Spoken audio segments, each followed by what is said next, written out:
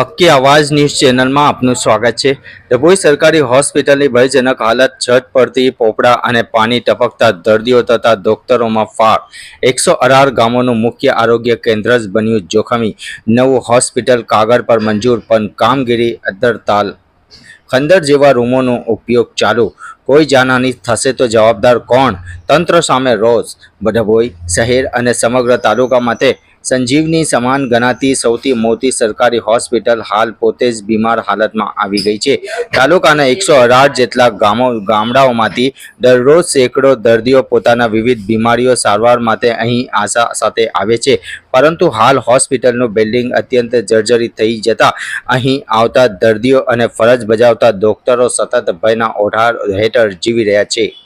report Rafiq Mansuri,